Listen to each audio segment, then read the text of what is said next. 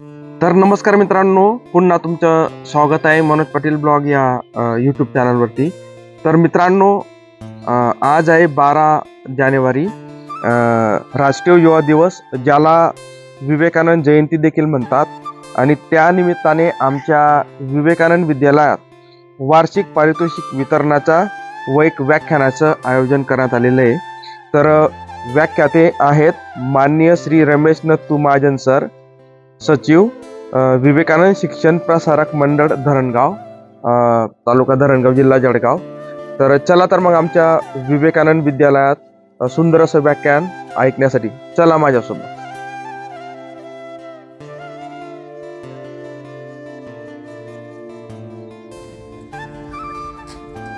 विद्यार्थी मित्रमैत्रिणी, काही उद्योग त्रासदायक असतात, आम्हाला आम्ही सुद्धा चिडतो, आणि काही जे उद्योग तुम्ही करतात ते आम्हाला, यासाठी आदरणीय मुख्याध्यापक देखील आम्हाला नेहमी मार्गदर्शन करतात। अशा घेण्यात गेली होती श्रीमती चित्ती मॅडम यांनी माझा जळगाव जिल्ह्यात। विद्यार्थ्यांनी विविध लेख, कथा, कविता यात सहभाग त्याच्यात लागलेला होता।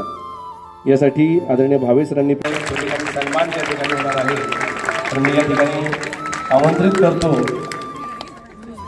श्री पद्माकर पाटील यांना की त्यांनी हा छोटेखानी सत्कार स्वीकारावा। आजचे मान्यवर आदरणीय महाजन सरांना विनंती करतो की त्यांनी आपण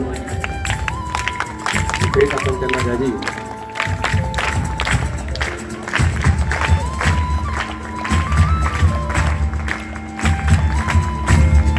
बऱ्याच वेळा या दादाबद्दल विद्यार्थ्यांना वाटतं हा दादा रागवतो, पण दादाचा हेतू असतो की गाडीमध्ये कुठलंही काही लोखंड असेल किंवा काही नट वगैरे असेल तो कुंडरमधून कोकण्यासारखा तो त्या ठिकाणी गोड आहे। यानंतर मी आमंत्रित करतो आमचे राजू चौधरी यांना, त्यांनी यावं।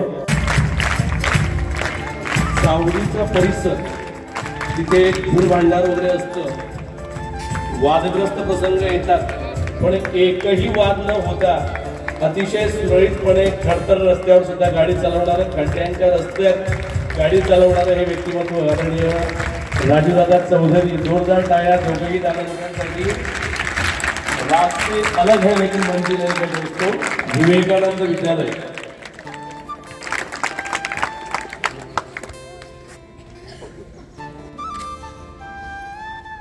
नामांकित शाळेमध्ये येण्याचा आज येऊ आला, मला अतिशय आनंद होतो। आपल्या संस्थेचे अध्यक्ष माननीय डॉक्टर विकासजी हरताळकर, उपाध्यक्ष माझे वर्गमित्र आणि माझे मित्र श्री घनश्यामभाई अग्रवाल, सचिव ज्यांच्या शेजारी मी राहिलो ॲडव्होकेट रवींद्र जैन, सहसचिव डॉक्टर विनीत हरताळकर, व्यासपीठावर उपस्थित सर्व सन्माननीय संचालक,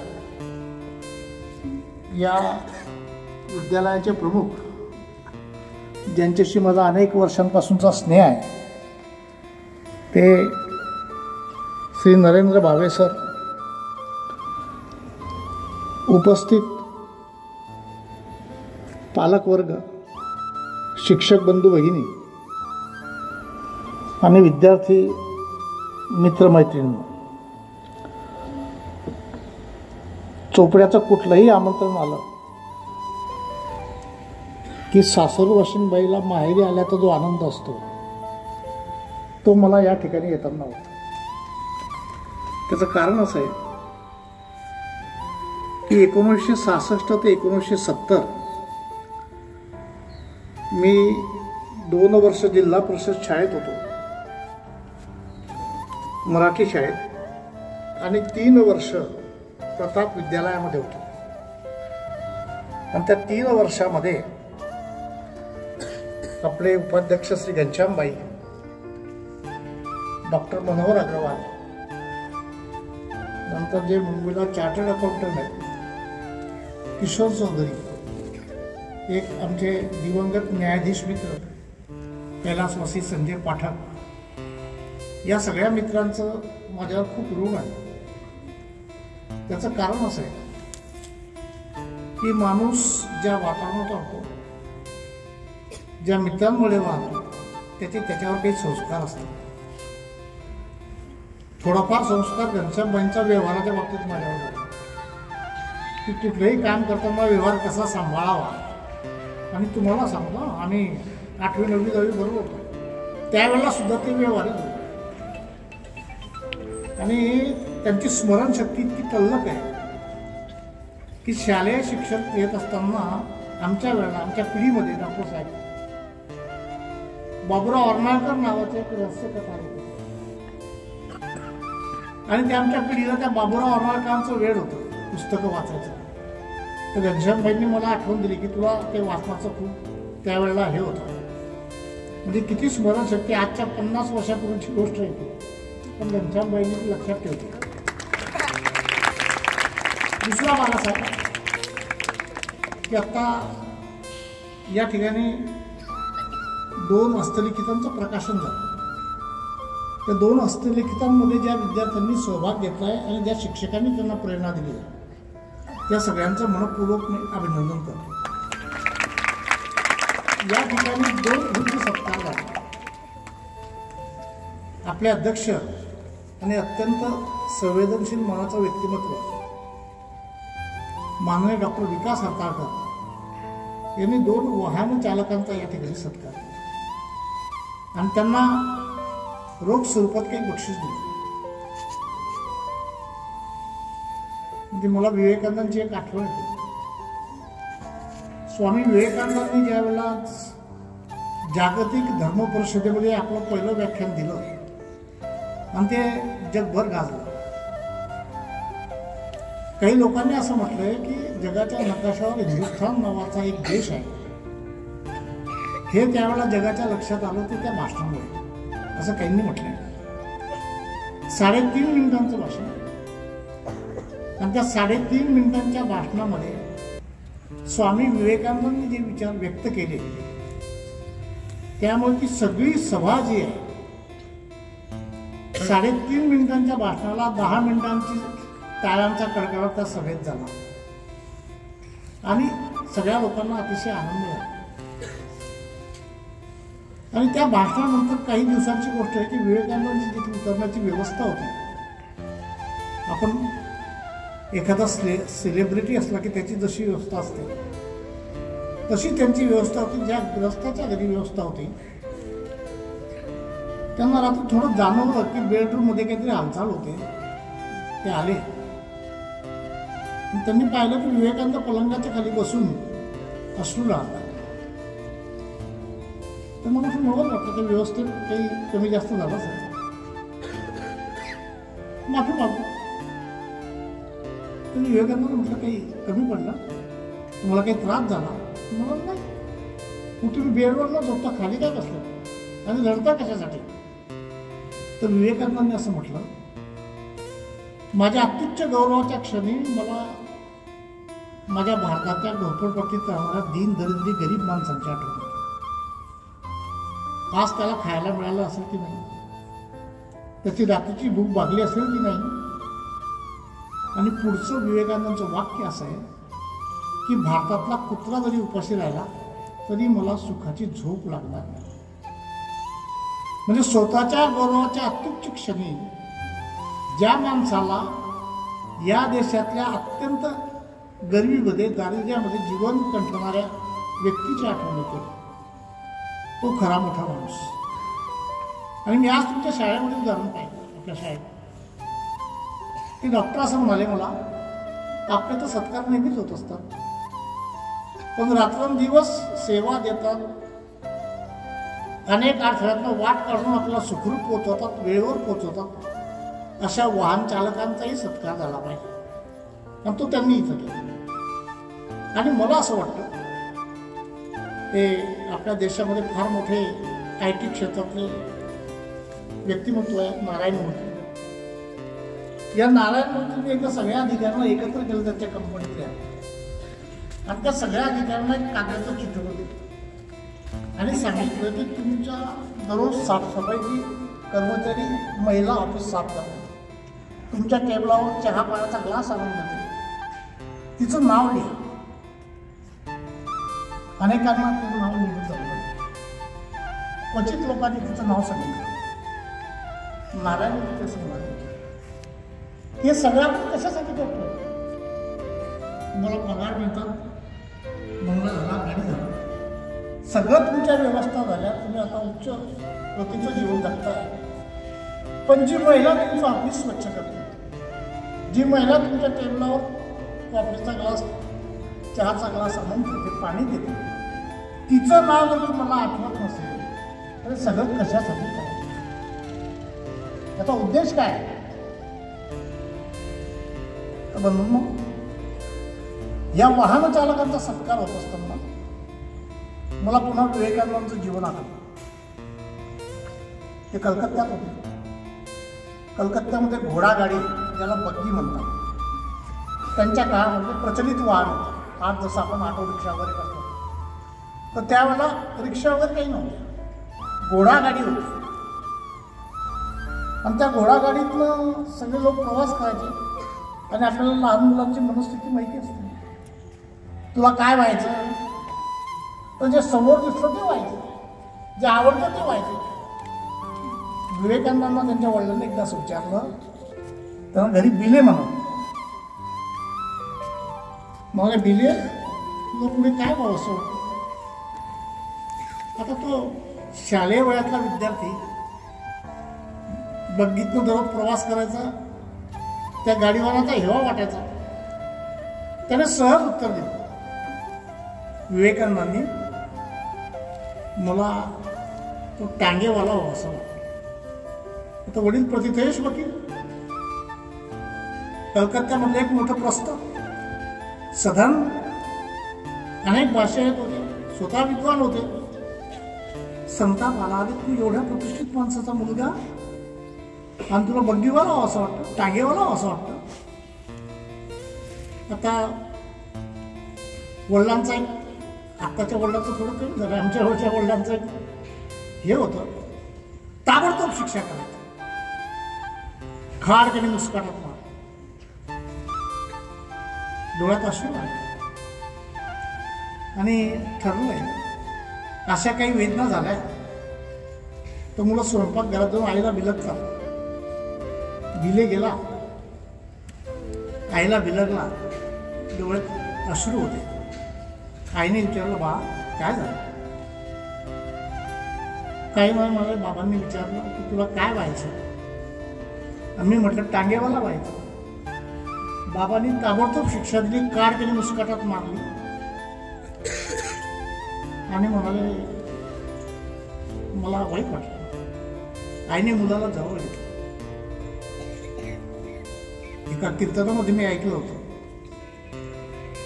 की बापाचा धाक भीतीशी, बापाचा प्रतिमा भीतीशी असते आणि आईची प्रतिमा करुणा, दया, क्षमा याच्याशी असते. आणि त्या कीर्तनकाराने असं सांगितलं होतं की साप दिसला की बाप रे, आणि ठेच लागली की आई ग. भीतीशी संबंध आणि करुणेशी संबंध, वेदना झाली की आई आठवते. आणि त्या बिलेने आपल्या आईला हे सांगितलं. खरं सांगू का, आईची ज्यावेळेला मम्मी झाली त्यावेळेला संस्कार संपले. त्या आईने काय केलं, भुवनेश्वर देवीने विवेकानंदांना घराशी घेतो, त्याचे अश्रू पुसले आणि काय सांगितलं, बिले तुला टांगेवाला व्हायचं ना? तर म्हणाले हो. मग जरूर हो, पण कोणता टांगेवाला होशील? महाभारतामध्ये अर्जुनाचा टांगा ज्यांनी आकारला, अर्जुनाचं सारथ्य ज्याने केलं, त्या भगवान श्रीकृष्णांसारखा टांगेवाला होता. म्हणजे आईने केलं असं की त्याही लहानशा घटनेमध्ये आपल्या मुलाला फार मोठा उज्ज्वल असा संस्कार देतो. आणि आई काय करू शकते? आज स्वामींची जयंती, विवेकानंद, आज जिजाऊंची ही जयंती. आपण म्हणतो की महाराष्ट्रामध्ये किंवा संपूर्ण देशामध्ये ज्या व्यक्तिमत्वांचा आदर केला जातो, ज्यांचा आदर्श ठेवला जातो, असे छत्रपती शिवराय. आणि छत्रपती शिवरायांना ज्यांनी जन्म दिला, ज्यांनी संस्कार केले, हिंदवी स्वराज्याची प्रेरणा दिली ते जिजामाता. मी अफजल खानाच्या वधाचा प्रसंग आहे. अफजल खान महाराष्ट्रावर चालून आलेला,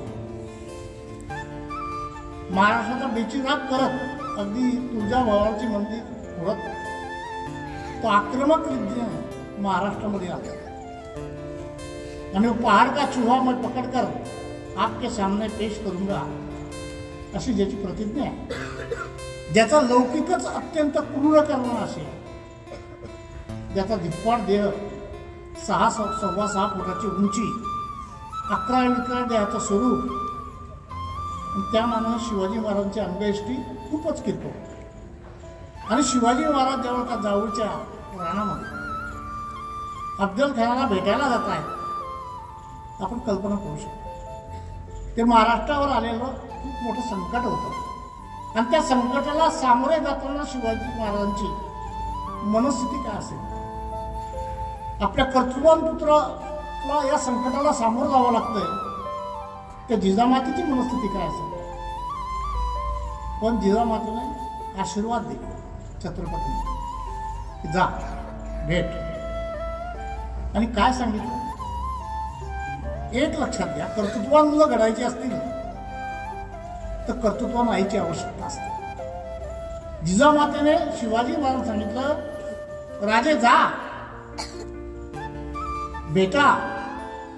आणि पुढचं वाक्य जे बोलले ते फार महत्वाचं आहे, मोठ्या भावाचे उट्टे काढून या.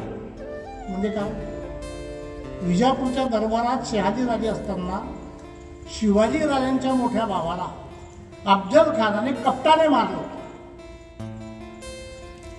जिजाऊ घाबरले नव्हते, पोरावर पूर्ण विश्वास होता, पण त्या क्षणी सुद्धा सांभाळून जा, काळजी कर वगैरे वगैरे शब्द आपण म्हणतो ना. मुलगा पुण्यालाही द्यायचा असेल तर 10 वेळा सांगतो, कसं जा, काय जा, काय. जिजाऊ हे नाही सांगतो, त्याला कसं मार ते तुझं कर्तृत्व आहे.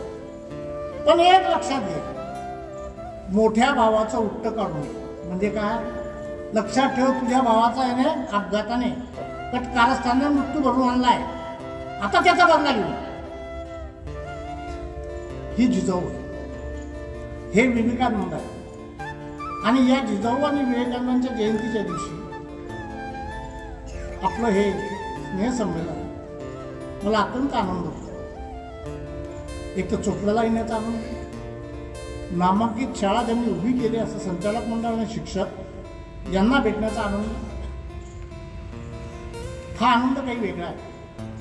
आणि म्हणून या आनंदाच्या प्रसंगी या ठिकाणी मी जेव्हा वक्त्यांची यादी पाहतो, या सगळ्यांचा व्यासंगाला मी पासंगानेही पुरणार नाही, इतकी मोठी माणसं या शाळेमध्ये येऊन गेली.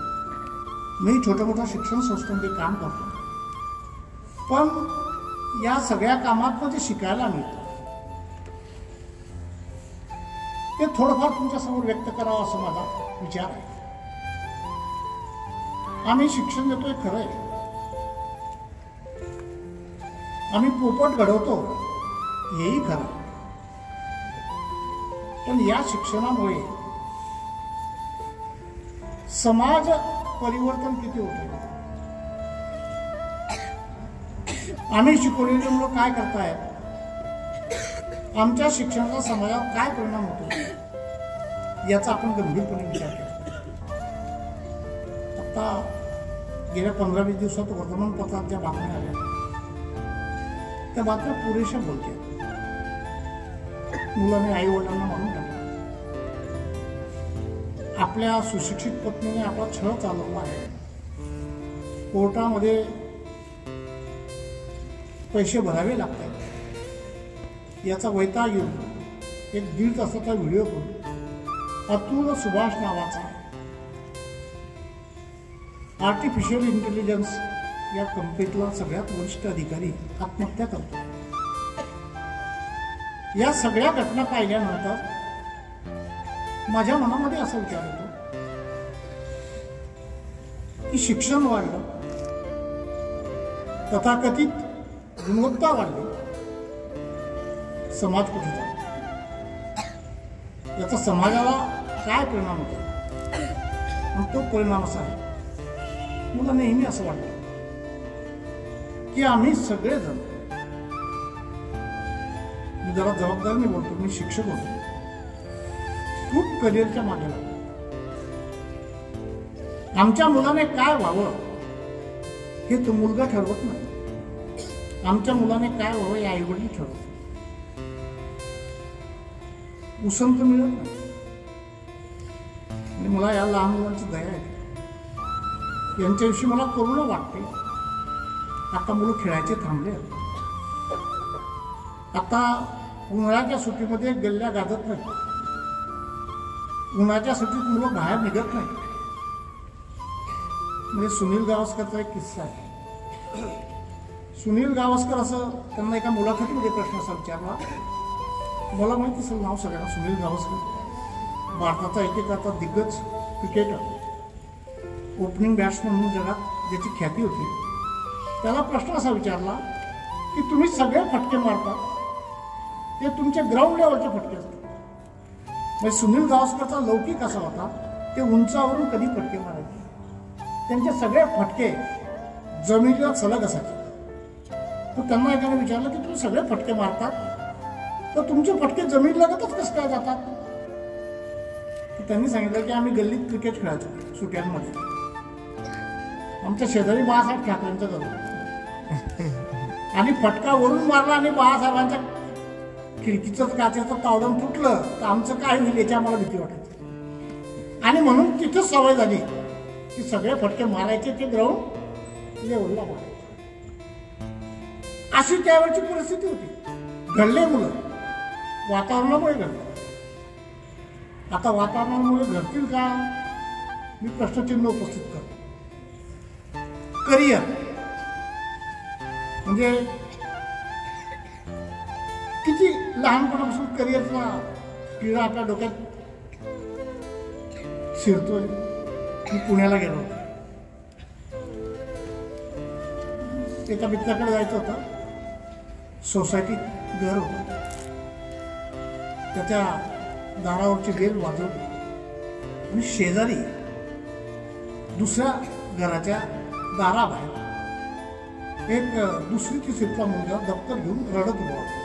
दार उघडत नव्हतं, बेल वाजवली.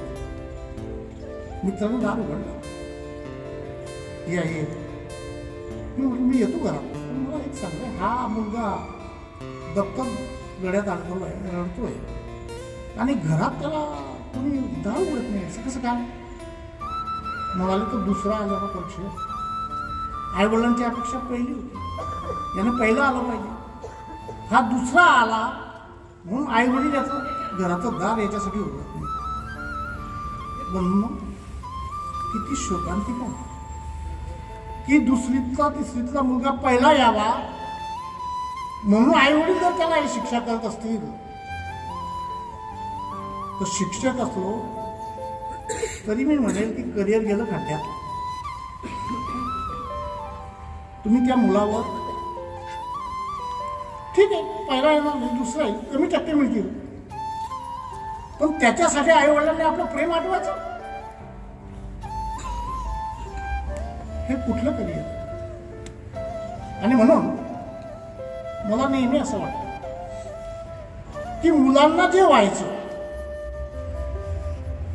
त्याच्याची गुणवत्ता आहे, त्या गुणवत्तेप्रमाणे जर त्याला काही व्हायचं असेल तर त्याला फक्त शिक्षकांनी एवढंच करायचं की त्याच्या आतमधली जी गुणवत्ता आहे ती गुणवत्ता उफाळून बाहेर कशी येईल, तिचं योग्य ते संवर्धन कसं होईल हे बघायचं. पण दुर्दैवाने आज हे सगळं हरवलेलं आहे. तुम्ही मुलांना विचारा, डॉक्टर का व्हायचं, इंजिनियर का व्हायचं, कॉम्प्युटर सायन्सचं शिक्षण का घ्यायचं, तर मुलं उत्तर देतात की पॅकेज चांगलं मिळतं. म्हणजे सगळं ध्येय कुठे आहे, पॅकेज चांगलं मिळण्यावर. पण माझी जी मूलभूत गुणवत्ता आहे, विवेकानंद असं म्हणायचे की मुलाची मूलभूत गुणवत्ता ती बाहेर यावी, तिचं संवर्धन व्हावं याच्यासाठी शिक्षण आहे, याच्यासाठी शिक्षक आहे. पण ओरिएंटेशन काय? ओरिएंटेशन पॅकेज आहे. गीतेमध्ये एक श्लोक आहे, त्या श्लोकात असं म्हटलंय की स्वधर्मे निधन श्रेया परधर्मो भयावा. म्हणजे काय? स्वधर्म याचा अर्थ इथे हिंदू मुसलमान नाही, ख्रिश्चन नाही. स्वधर्म याचा अर्थ असा आहे की मला ज्याच्यात गती आहे, मला जे करावं असं वाटतं. मी मुलांना सोपं सांगतो की आवडता विषय कोणता? ज्या विषयाचा अभ्यास करताना तुम्हाला कंटाळा येत नाही, वेळ कसा गेला हे कळत नाही, तो विषय तुमचा आवडता, तो तुमचा स्वधर्म आहे. परधर्म म्हणजे काय? जे मला आवडतं, ज्याच्यात मला अभ्यास करताना कंटाळा येतो, ज्या विषयात मला गती नाही, हा तुमचा परधर्म आहे. आणि स्वधर्मे निधन श्रेया म्हणजे काय? स्वधर्मामध्ये स्वधर्माचं पालन करताना तो दत्तांना मृत्यू आला तरी चालेल, पण परधर्म भयावह. परधर्म भयावह आहे म्हणजे तुमच्या ज्या स्वभावात बसत नाही, तुम्हाला त्यात रुची नाही, तुम्हाला त्याच्यात आवड नाही, ते जर तुम्ही केलं तर तुम्हाला त्याच्यात पैसा मिळेल, पॅकेज मिळेल, परंतु त्याच्यात तुम्हाला समाधान मिळणार. आणि कॉमर्समध्ये एक फ्रेज वापरतो, जॉब सॅटिस्फॅक्शन. जॉब सॅटिस्फॅक्शन म्हणजे काय? की जे काम केल्यामुळे तुम्हाला आनंद मिळतो. होते आम्ही घनश्याम महिना आम्ही शिकत असताना आमच्याकडे या शाळेमध्ये अनेक वर्ष ज्यांनी आपले सगळं कर्तृत्व सिद्ध केलं आणि परिश्रम घेतले ते केंगे सर, हे आमचे शिक्षक होते. तुम्हाला मी शिकलेलं सांगतो की आमच्या 10वीच्या वर्गात ते आम्हाला प्रमेय द्यायचे, रायडर सोडून द्यायचे आणि आम्हाला घरी होमवर्कला रायडर द्यायचे. असे केंगे सर. कंक सर होते, LK कंक. ते मला 8वी किंवा 9वीला इंग्रजी शिकवायला असते. त्या कंक सरांची आम्हाला इतकी भीती वाटायची, कारण ते कधीच मराठीत बोलायचे, वर्गात पूर्ण इंग्रजी. कंक सर मराठीत बोलायचे नाही, त्यामुळे आमच्या लहान मुलांमध्ये असं वाटायचं की कंक सरांना मराठी येतं की नाही, इतकं ते सगळं इंग्रजीत म्हणायचं. अशी मंडळी आमची शिक्षक होती आणि त्या सगळ्या मंडळींनी आम्हाला स्वधर्म शिकवला. विवेकानंद असं म्हणतात की व्यावहारिक शिक्षण. आपण विचार करू, व्यावहारिक शिक्षण म्हणजे काय? एका शिक्षकाने मला किस्सा सांगितला. खालील वाक्यांचा भविष्यकाळ करा. एक वाक्य दिलं की अनिल चोरी करतो, भविष्यकाळ काय होईल? अनिल चोरी करेल. चालेल. एका मुलाने भविष्यकाळ लिहिला, अनिल चोरी करतो या वाक्याचा, तो तुरुंगात जाईल. अनिल चोरी करतो या वाक्याचा भविष्यकाळ तो तुरुंगात जाईल. आता मी तुम्हाला एक प्रश्न विचारतो, या भविष्यकाळाला आजच्या सिस्टीममध्ये मार्क्स मिळतील का? आजच्या सिस्टीममध्ये या भविष्यकाळाला मार्क्स मिळणार नाही. सिस्टीम येते ती बदलत नाही, पण व्यवहारातला भविष्यकाळ त्याला कळलाय ना. चोरी केल्यामुळे काय होतं याचं व्यावहारिक शिक्षण त्याचं झालंय. कदाचित तुमच्या वर्गातला गुणवान मुलगा तो ठरणार नाही, परंतु तो जो मुलगा आहे त्याला चोरी केल्यानंतर काय परिणाम होतील याची जाणीव आहे. म्हणून विवेकानंद असं म्हणायचे की व्यावहारिक शिक्षण. आपण पाहतो, मी वर्तमानपत्रामध्ये जागृतपणे पाहिलं तर अनेक महिन्यांपासून 2-4 दिवसाला एक बातमी येते, कुठला तरी अधिकारी लाच घेताना पकडला गेला. मग तो अधिकारी तो MPSC वगैरे परीक्षा पास होऊन पुढे आलेला आहे. म्हणजे गुणवत्ता आहे की नाही? गुणवत्ता आहे. अत्यंत कठीण परीक्षा उत्तीर्ण होऊन तो पुढे आलेला आहे, पण तू लाच घेतो म्हणजे काय? मी शिक्षणाशी संबंध त्या माणसाच्या वर्तनाशी जोडतो. तुमच्या वर्तनामध्ये योग्य ते परिवर्तन होणं म्हणजे शिक्षण आहे. आणि जे अधिकारी उत्तम परीक्षा पास होऊन उत्तीर्ण होऊन लाच स्वीकारत असतील, अगदी 1,00,000-1.5 लाख पगार असताना सुद्धा, शिक्षणाचा अर्थ काय? याचा अर्थ असा आहे की आमचं शिक्षण चारित्र्य घडवू शकलं. विवेकानंद ते भगवी कपनी घालून अमेरिकेत होते, तर त्यांच्या त्या भगव्या रंगाची टिंगल व्हायची. 1-2दा असं घडलं आणि विवेकानंदांनी जे टिंगल त्या लोकांना बोलवून घेतलं. त्या टिंगल करणाऱ्या लोकांना असं वाटत होतं की यांना काही इंग्रजी कळत नाही, पण ते काय बोलतो इंग्रजी ते विवेकानंदांना कळतं. आणि विवेकानंद त्यांना मी वाक्य सांगितलं ते महत्वाचं आहे. विवेकानंद असं म्हणाले की तुम्ही माझ्या भगव्या कपनीची टिंगल करता, बरोबर, कारण तुमच्या देशाला हे काही समजलं. आणि विवेकानंद पुढचं वाक्य असं सांगतात, you have come from the country where tailors make a gentleman.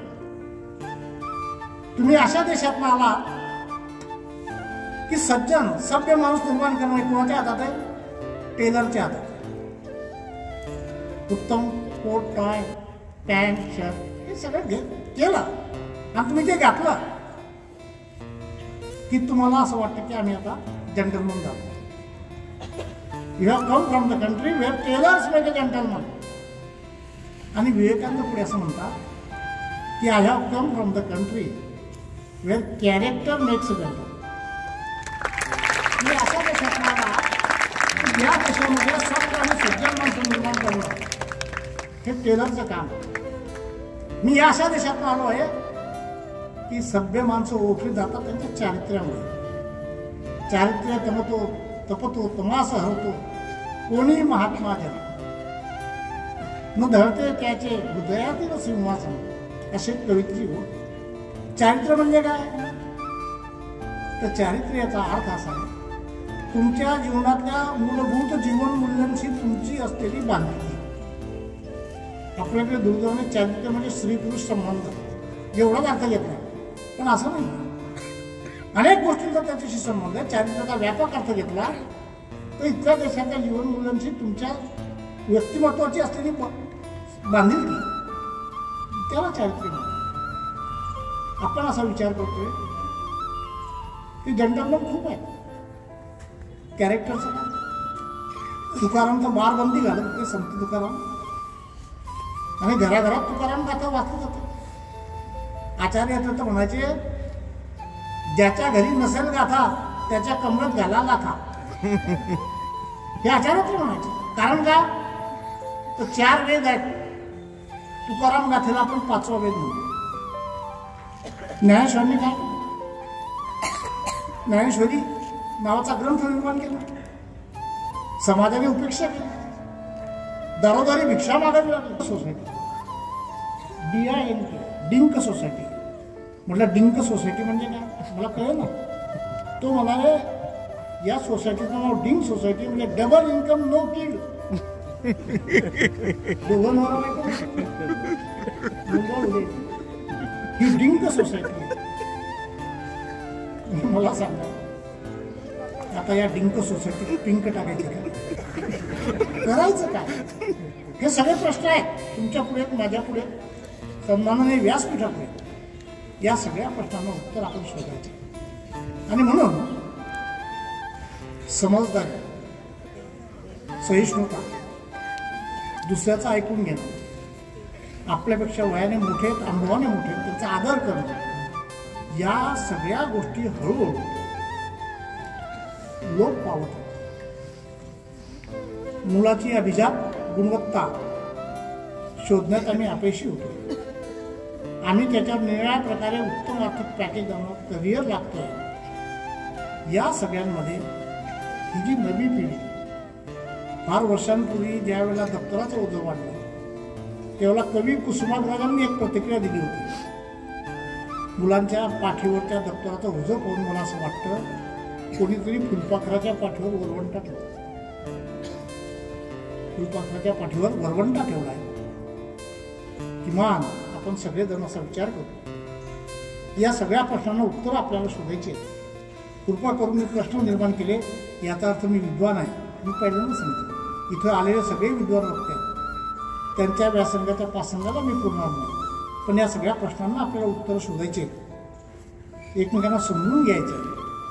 कदाचित पैसा कमी मिळेल, हे वाक्य मी जरा धाडसाने बोलतो. आणि माझी एक शिक्षकाने मला माफ करा, 5वा लागला, 6वा लागला, 7वा लागला, म्हणजे शिक्षकाची गुणवत्ता वाढते. हे सगळे पॅकेजेस कशासाठी मिळाले? तर शिक्षकाची गुणवत्ता वाढावी यासाठी मिळाली. आमच्या शिक्षकांचं एकच बुक आवडतंय, ते म्हणजे पासबुक. अन्य बुक आमच्या शिक्षकांच्या घरात नाही. याचा कुठेतरी गंभीरपणे विचार केला पाहिजे. आणि खलील जिब्रान नावाचा महाकवी, त्याची शेवटची गोष्ट सांगतो आणि माझं मनोगत संपवतो. शिक्षक कसा असला पाहिजे?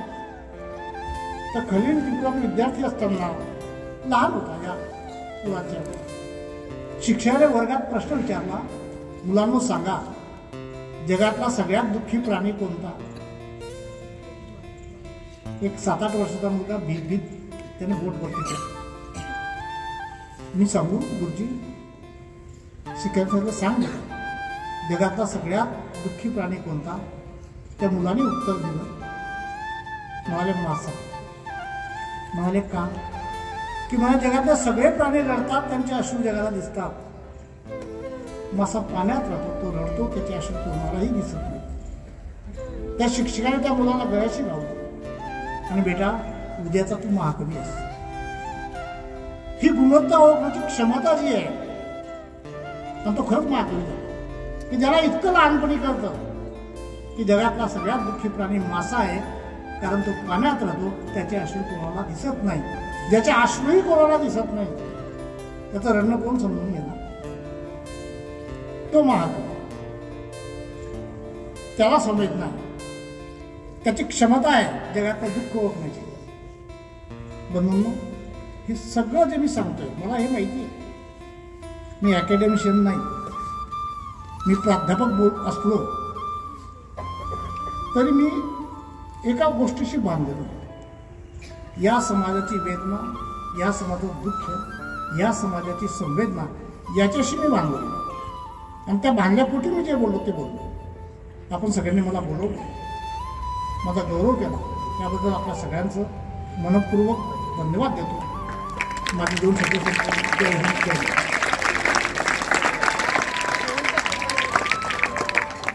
परिवारातर्फे मनपूर्वक अभिनंदन आणि त्यांच्या पालकांचं, कुटुंबियांचं सहर्ष अभिनंदन. धन्यवाद.